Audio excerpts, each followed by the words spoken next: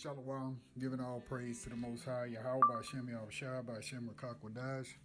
Double honor to the apostles and elders, a great millstone for teaching this truth that's gone all around the earth. Shalom to the hopeful elect out there. It's your brother Atazawan Bayath.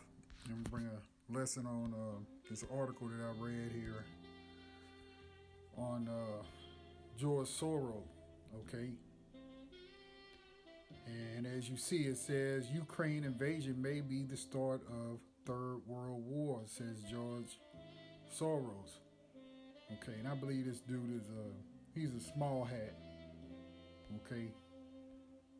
But anyway, we'll read a little bit of this article, and then and it came out, it says Tuesday, the 24th of May. So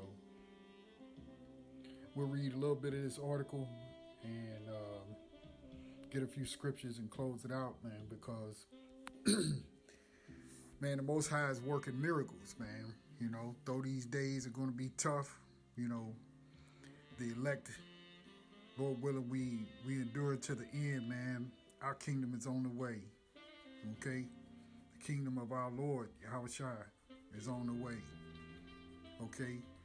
So let's get into this article just a little bit. It says, Russia's invasion of Ukraine threatens to be the beginning, quote, beginning of the Third World War, end quote, that could spell the end of civilization, the veteran philanthropist and former financier George Soros has warned. Okay. Let's see here.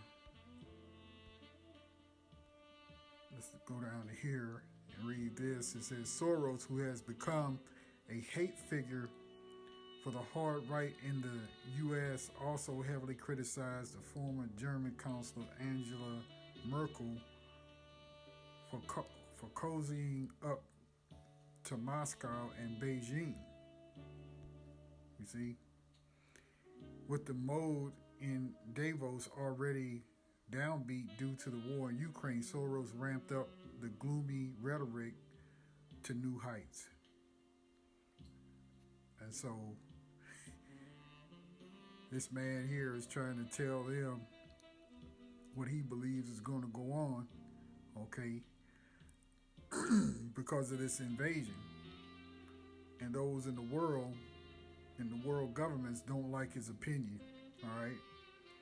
And it goes on with a quote, and it says, the invasion may have been the beginning of the Third World War, and our civilization may not survive it, he said. The invasion of Ukraine didn't come out of the blue. The world has been increasingly engaged in a struggle between two systems of governance, and they're diametrically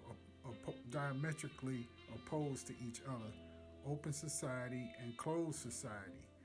The 91-year-old Slovakia. The 91-year-old former hedge fund owner said the tide had started to turn against open societies in the aftermath of 9/11, which is true, because that's when we began to see them begin to rear their ugly heads with all types of different little draconian measures here in the States anyway, okay? When they brought out that whole Islamic extremist ideology, okay, blaming other people and other nations when it was the the elites, Esau Edom, who is pulling all the strings on this, of course, again, from the left hand side of the Most High, okay? So we'll finish this out. Repressive regimes are now in the ascendant, and open society are under siege. Today, China and Russia present the greatest threat to open society. Soros, who led the speculative financial attack that drove the pound out of the European exchange rate mechanism 30 years ago, said Europe had responded well to the crisis triggered by Russian invasion. It will take a long time to work out the details, but Europe seems to be moving in the right direction.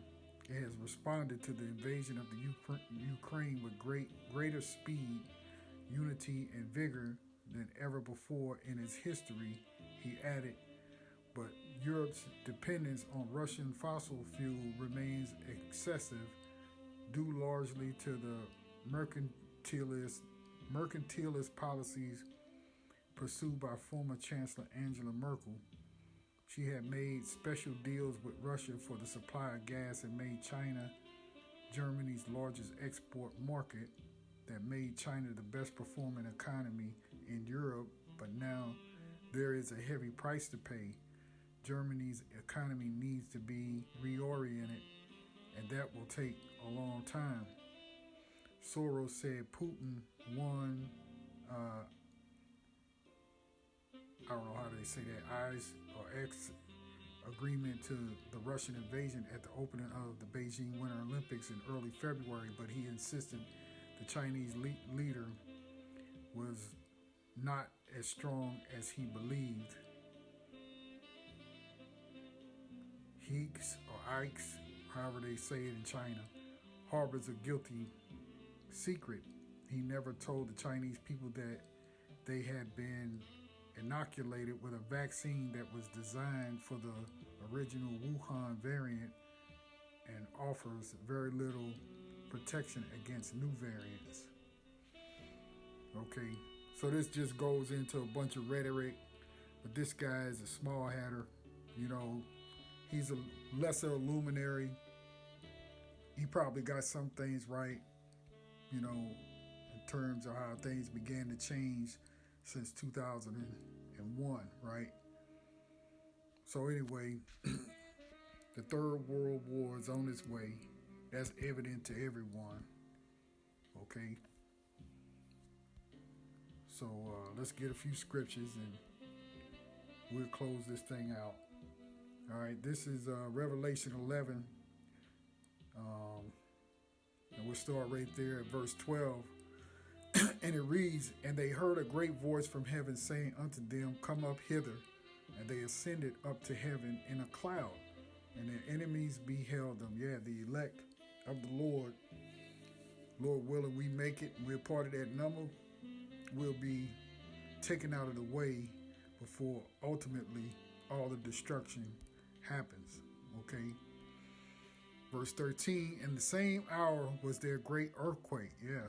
"And a tenth part of the city fell." And we know that Babylon the Great, aka USA, has 10 different FEMA zones. Okay? And in the earthquake was slain of men 7,000, which is a total complete number.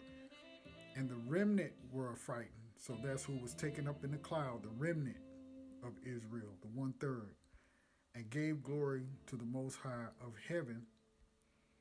Verse 14, "The second woe is past, and behold, the third woe cometh quickly."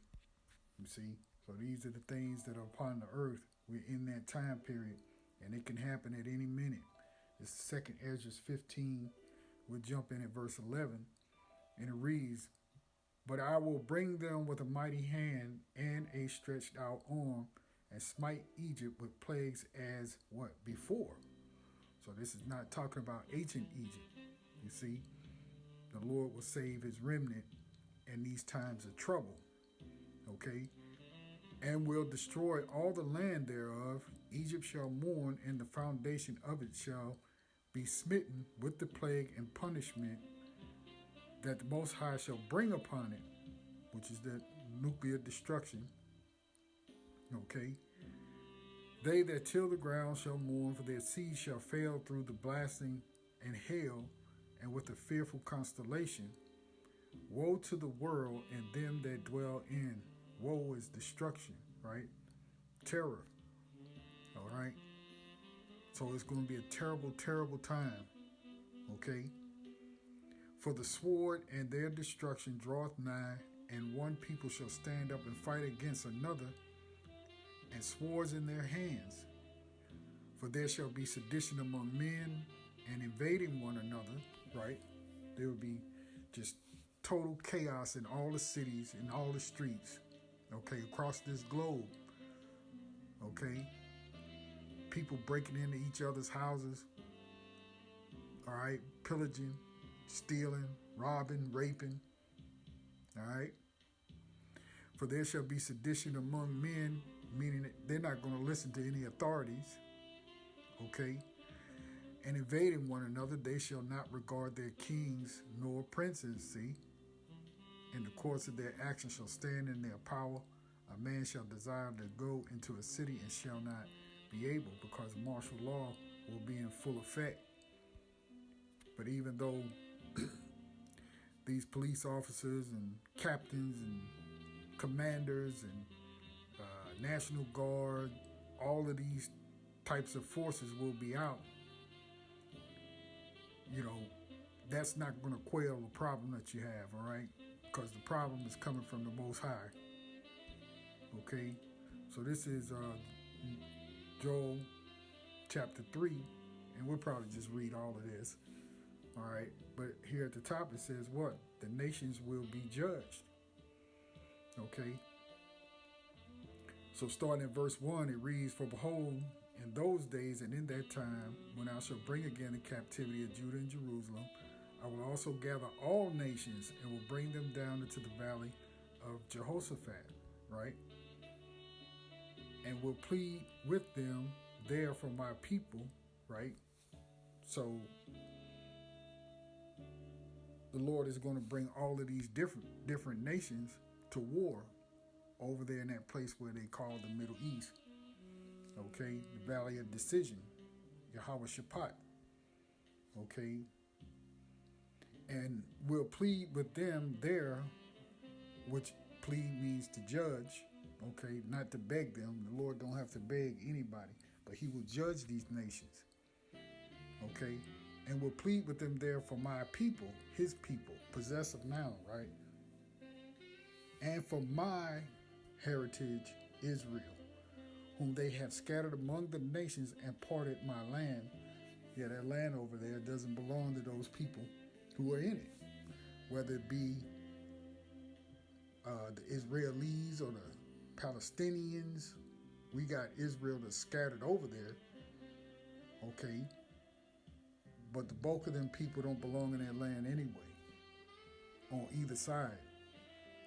Okay. Whom they have scattered among the nations and parted my land, and they have cast lots for my people, and have given a boy for a harlot, and sold a girl for wine that they might drink.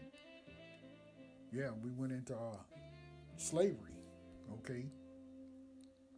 And they traded, you know, children of Israel for whatever they wanted, put them in the markets, all right, so to speak. Yea, and what have you to do with me, O Tyre and Zidon, and all the coast of Palestine? Will you render me a recompense? And if you recompense me swiftly and speedily, will I return your recompense upon your own head? And these are all other nations, right? These so-called Africans and so-called Palestinians and Ishmaelites and so forth, all right, who dealt in all the trading. Verse 5, because ye have taken my silver and my gold and have carried into your temples my goodly pleasant things, the children also of Judah and the children of Jerusalem, right, both northern and southern kingdom, have ye sold unto the Grecians, so-called white man, that ye might remove them far from their border. Behold, I will raise them out of the places whither ye have sold them. You see, so who was sold?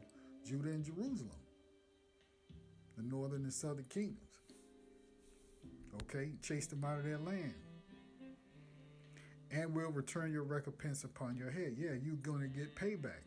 That's the reason why he's bringing all nations into the valley of decision. Verse 8, and I will send your sons and your daughters into the hand of the children of Judah, and they shall sell them to the Sabians, to a people far off, for the Lord Yahweh has spoken it. Proclaim ye this among the Gentiles. Prepare war, wake up the mighty men, let all the men of war draw near, let them come up. Beat your plowshares into swords and your pruning hooks into spears. Let the weak say that I am strong. Yeah, all these other nations have what? Defense budgets now, if you will. All these other nations they ain't gonna be throwing stones anymore. They ain't gonna be throwing bricks and shooting old rusty rifles and stuff. All of these nations, Pakistan, India, China, all of them have nuclear weapon capability now. All right, assemble yourselves and come, all ye heathen, and gather yourselves together round about. Thither cause thy mighty ones to come down, O Lord Yahweh. Let the heathen be awakened and come up to the valley of Jehoshaphat, for there will I sit to judge all the heathen round about. Put ye in the sickle, for the harvest is ripe. Come get you down, for the press is full. The fats overflow, for their wickedness is great. Yeah, all these nations, we get on Esau, Edom, because he's chief at the top of the list. But these other nations are not going to escape unscathed, okay, for their wickedness. All right. Multitudes, verse 14, multitudes and multitudes in the valley of decision, for the day of the Lord Yahweh is near in the valley of decision. The sun and the moon shall be darkened, and the stars shall withdraw their shining. We read this in Matthew 24, Mark 13, Luke 21, okay, about this day being a dark, gloomy day, the day of the Lord. The Lord Yahweh also shall roar out of Zion and utter his voice from Jerusalem, and the heavens and the earth shall shake. But the Lord Yahweh will be the hope of his people, the hope of his people. And in this day and time when this event happens, Lord willing, we're part of that portion, okay, that 1/3 portion, and we'll escape, you see, with the chariots. But the Lord will be the hope of his people and the strength of the children of Israel, not everybody. Okay? Verse 17, so shall you know that I am the Lord Yahweh, your power, dwelling in Zion, my holy mountain. Okay? Zion, Israel, Judah, Jerusalem. Okay? Then shall Jerusalem be holy, and there shall no stranger pass through her anymore. Okay? And that's pretty much the point. As far as that goes, we could read the rest of it because it's not that much left. I'll go on and read it out. Okay, so this is verse 18. And it shall come to pass in that day that the mountains shall drop down new wine, and the hills shall flow with milk, and all the rivers of Judah shall flow with waters, and the fountain shall come forth of the house of the Lord, and shall water the valley of Shittim. Egypt shall be a desolation, and Edom, shall be a desolate wilderness for the violence against the children of Judah. Wherever Edom is ruling, which is all over in their beast system, Edom will be desolate. Okay? For the violence against the children of Judah, because they have shed innocent blood in their land, but Judah shall dwell forever in Jerusalem from generation to generation, for I will cleanse their blood that I have not cleansed, for the Lord dwelleth in Zion. Right?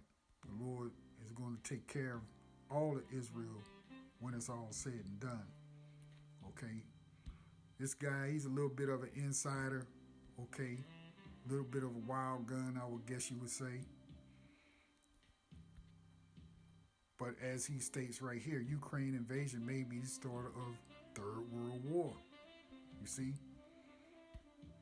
And they know about it. Slovakia.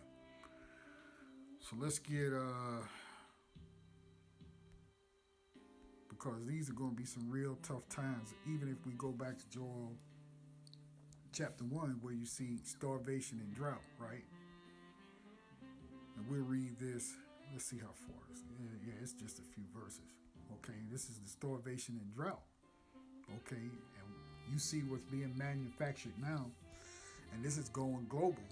Okay, famine is coming. Not only just the famine of the word of the Lord, which is mainly for you Israelites. Okay, for you to get right, for you to repent, you so-called Negroes, Latinos, and Native Americans. But 2/3 of you will not repent. Okay, so with that, you'll be given over to the destruction, famine, and sword. Okay, so let's read this a little bit. So this is starvation and drought. Joel 1:14 says, sanctify ye a fast, call a solemn assembly, gather the elders and all inhabitants of the land into the house of the Lord, Yahweh, your power, and cry unto the Lord. Alas, for the day of the Lord is at hand, and as a destruction from the Almighty shall it come. It will come. It says Almighty, right?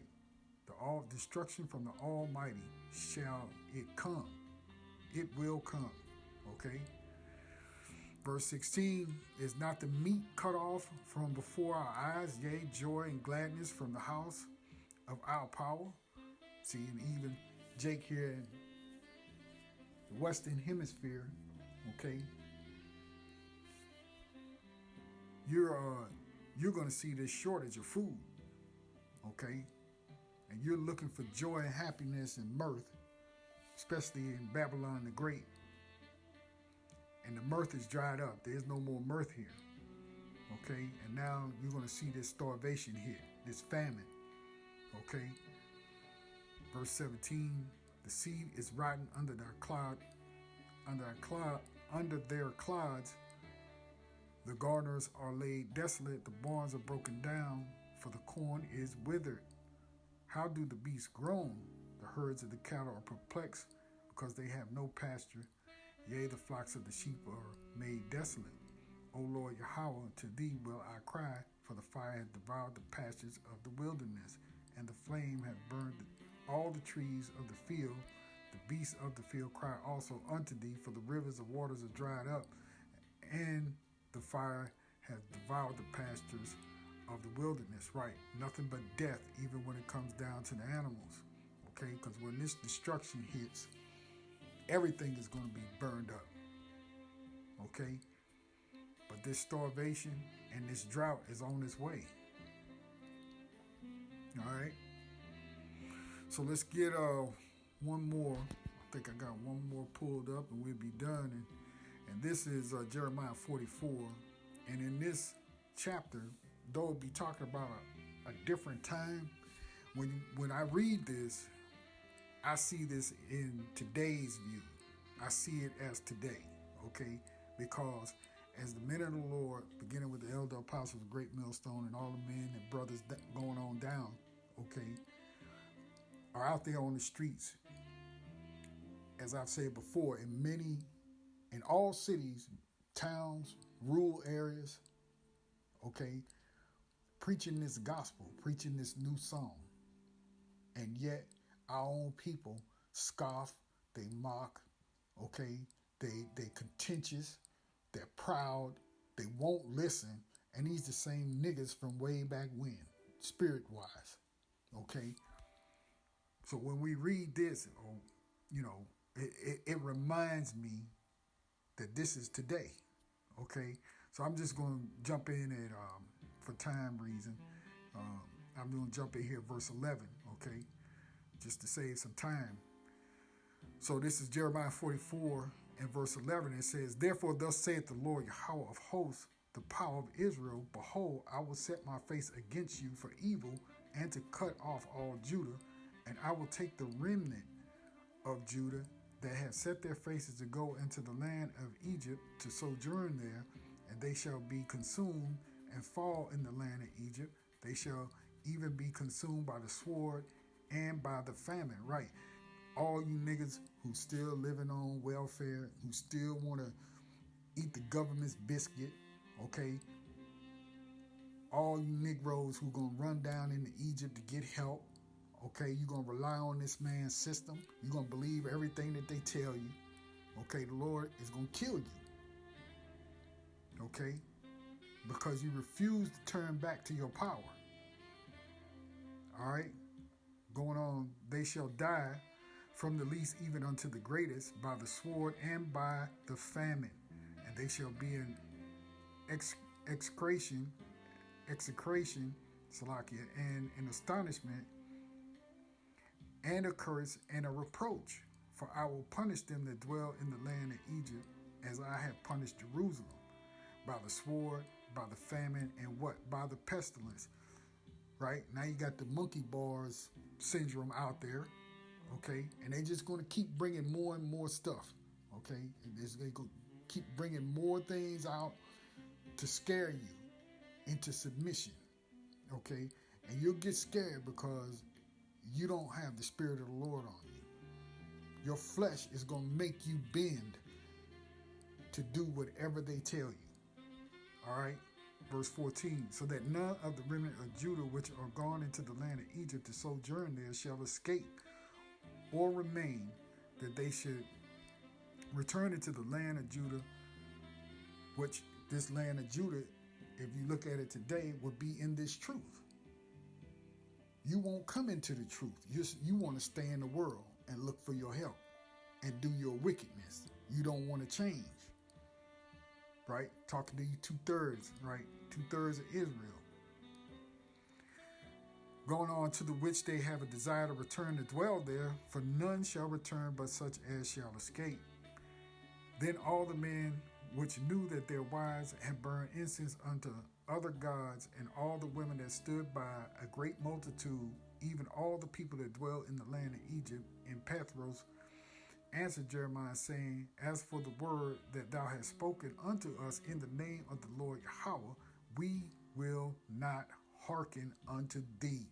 And that's what you hear when we're on the highways and the byways, when we're in the chief place of concourse, okay? When we're on the highways and the hedges, calling out to you to tell you to repent, you won't listen. You're going to do your own thing. You're going to figure it out. You don't want to hear the truth, and so on. Verse 17, but we will certainly do whatsoever thing goeth forth out of our own mouth. Yeah, your pride. Nigga, we don't have to listen to you. I can do what I want. And particularly you women. And this 2/3, I'm telling you, this 2/3 is mostly women. And in that day, your fucking mouth is going to be shut. You will get the full brunt of the wrath of the Lord because of your fucking pride. I'm talking to you women. There's more women than there are men. You see? Verse 17, but we will certainly do whatsoever thing goeth forth out of our own mouth, to burn incense unto the Queen of Heaven, and to pour out drink offerings unto her, as we have done, we and our fathers, our kings and our princes, in the cities of Judah and in the streets of Jerusalem. For then had we plenty of victuals, and were well, and saw no evil. Right. So it's just like still today, you got a many affluent, as they like to say, black excellence Negroes, right, in Babylon the Great, who are doing well, but they doing wickedness. And no evil has happened to them as of yet. So they're going to continue to keep doing what they do. Right? They believe in all these different policies and you know, such as fucking abortion in the Alphabet City community and all these different things. That's the same thing. You're seeing the same thing. As we reading here, we seeing the same thing today. Them wicked spirits are back. Okay? Verse 18, but since we left off to burn the incense to the Queen of Heaven and to pour out drink offerings unto her, we have wanted all things and have been consumed by the sword and by the famine. Right? So they complained that when they were doing wickedness, they had everything of the world. Right? And when they tried to go back to worship the power, right, our power, they say they consumed by the sword and by famine. Right? They're not getting what they want. Okay? So as it goes on in verse 19, and when we burned incense to the Queen of Heaven and poured out drink offerings unto her, did we make our cakes to worship her and pour out our drink offerings unto her without our men? And Jeremiah said unto all the people, to the men and to the women, and to all the people which had given him that answer, saying, the incense that ye burn in the city of Judah and in the cities of Jerusalem, yea, and your fathers and your kings and your princes and the people of the land, did not the Lord remember them, and came it not into their mind, or Salakia, into his mind? Sure, that's why they didn't have nothing when they said they stopped. The Lord put destruction on their ass. So they died by the sword and by famine. See, they thought the Lord wasn't going to remember because they said what? Didn't no evil come upon them. You see? And that's the same thing today. Negroes doing the same thing today. When I say Negroes, you know what I mean, right? That includes all you Latino tribes too. You Native American tribes too. Because you're all going off as well. All right? Verse 22, so that the Lord Yahweh could no longer bear because of the evil of your doings and because of the abominations which ye have committed. Therefore is your land a desolation and astonishment and a curse, without an inhabitant, as at this day, because ye have burning incense, giving yourself over to idolatry, not worshiping your own power, right? Okay? So literally they may have done that back then, but in today's society, so-called today's modern society, you burning incense by running your fucking mouth, by speaking against the men of the Lord, by speaking against the prophets, by speaking against your husband who worships the Lord. And he may even be a teacher. He may be a prophet. Right? Talking to some of these women, not the sisters, not the real sisters. Okay? But by running your mouth, that's like burning the incense. Because you're putting it out in the air. You're speaking against him. You're speaking against the Lord and you're speaking against your man, who is a man of the Lord. You see? Because ye have burned incense, because ye have sinned against the Lord Yahweh, and have not obeyed the voice of the Lord Yahweh B'Shem Yahushua, nor walked in his law, nor in his statutes, nor in his testimonies. Therefore this evil has happened unto you as at this day. Right, that's what he told him. He said, well, the reason why you was consumed by the sword and famine was because your ass was being wicked. And you thought that the Lord was going to catch up to you. Verse 24, moreover, Jeremiah said unto all the people and to all the women, see, you women, hear the word of the Lord Yahweh, all Judah that are in the land of Egypt. Thus saith the Lord Yahweh of hosts, the power of Israel, saying, ye and your wives have both spoken with your mouths and fulfilled with your hand. Right? You spoke it, and then the wicked shit that you're doing with your hands. Okay? Whatever it may be. All right? Ye and your wives have both spoken with your mouths and fulfilled with your hands, saying, we will surely perform our vows that we have vowed to burn incense to the Queen of Heaven. And that's wickedness of this society. Let's put it that way for today so that you can understand. Okay? All the wicked shit that you see going on in this society, if you're a part of this society, okay, you down with all the wickedness that they do, right? The smoking, the lying, the conniving, the extortion, the pimping, the hoeing, all right, doing whatever it takes, the Alphabet City phenomenon, right? The curiosity of it. All of that shit is like a wicked ass incense that you burning. Okay? We will surely perform our vows that we have vowed to burn incense to the Queen of Heaven and to pour out drink offerings unto her. Ye will surely accomplish your vows and surely perform your vows. Therefore hear ye the word of the Lord Yahweh. And which basically Jeremiah is saying, you ain't going to change, but this is the word. Okay? Therefore hear ye the word of the Lord Yahweh, all Judah that dwell in the land of Egypt. Behold, I have sworn by my great name, saith the Lord Yahweh B'Shem Yahushua, that my name shall no more be named in the mouth of any man of Judah in all the land of Egypt, saying the Lord power liveth. Behold, I will watch over them for evil and not for good. And all the men of Judah that are in the land of Egypt shall be consumed by the sword and by the famine until there be an end of them. Yet a small number that escape the sword shall return out of the land of Egypt unto the land of Judah, and all the remnant of Judah that are gone into the land of Egypt to sojourn there shall know whose word shall stand, mine or theirs. Right. The Lord going to show you that he's the most powerful. He is the most high. He's going to show you. So 2/3 of you, this is likened unto you today. You're going to feel the wrath of the Most High, at least ye repent.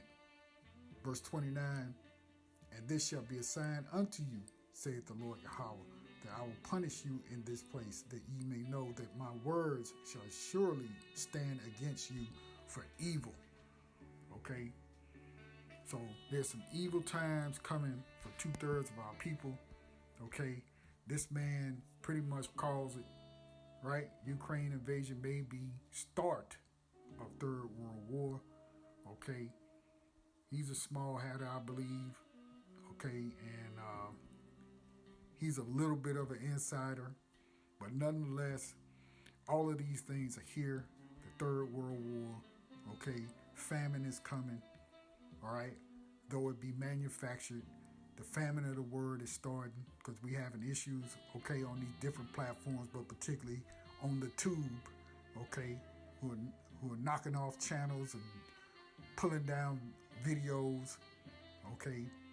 So the famine of the word, the famine, the starvation, the drought, that's on the way, okay. Everything is all happening at this particular moment in time, okay. So we need to gird up our loins, pray, fast, and stay covered under the blood of Yahweh Shai. Okay? And with that, I end the lesson right there. Salakia for going on so long. But anyway, Lord willing, this lesson was edifying. Okay? I give all praise to the Most High, Yahweh Bashem, Yahweh Shai, Bashem, Rakakwadash. Okay? Double honor to the apostles and elders, a great millstone for teaching this truth. It's going all around the earth. Shalom to the hopeful elect. Lord willing, I'll see you again real soon with another lesson. All right? Shalom.